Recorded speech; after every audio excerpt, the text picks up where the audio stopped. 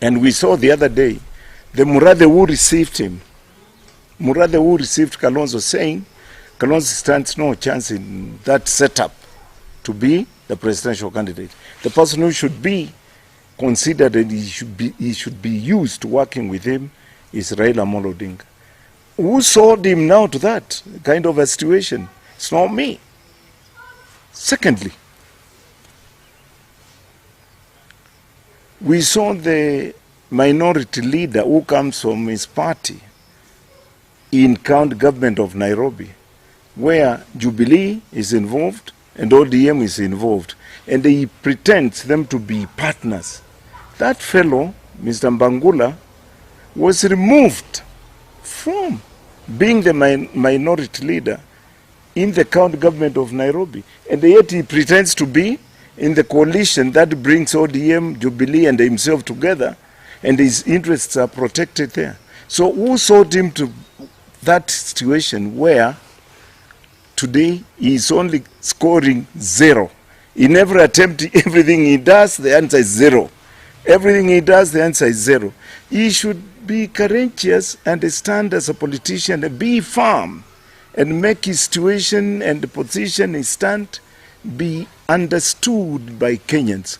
But not yes, no, no, yes, yes, no, no, yes, no, yes, no. You know, a situation where nobody will understand. He should leave me alone.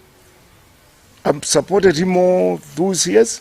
He had never supported me at any given time.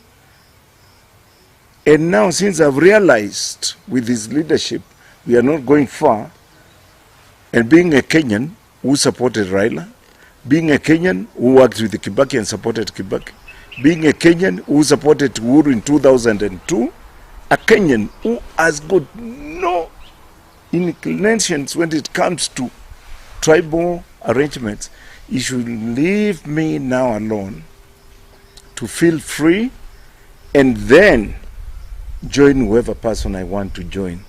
And currently, just to erase any doubts that could be there and where Muthama is standing, I'm standing with William Samoei Ruto.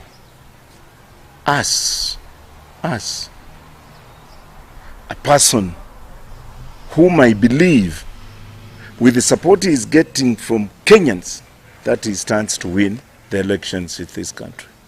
Why am I saying this? I've said it before, and I want to repeat it today, Sunday,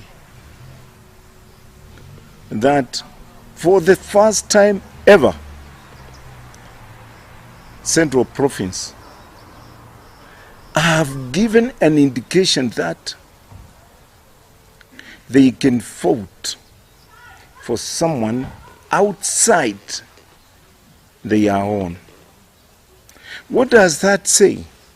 You know, without missing words, Kikuyus are viewed as the firstborn of this family, Kenya. They are regarded as the firstborn child of this country, Kenya. And I believe that by that indication, and if that happens, there will be no tribalism in this country again. And for me now to show solidarity and show that I also understand the politics of this country, I had to read two signs and then say, I have to support my brothers and sisters and my in-laws from Central in taking this position that will result in killing and eliminating tribalism in this country.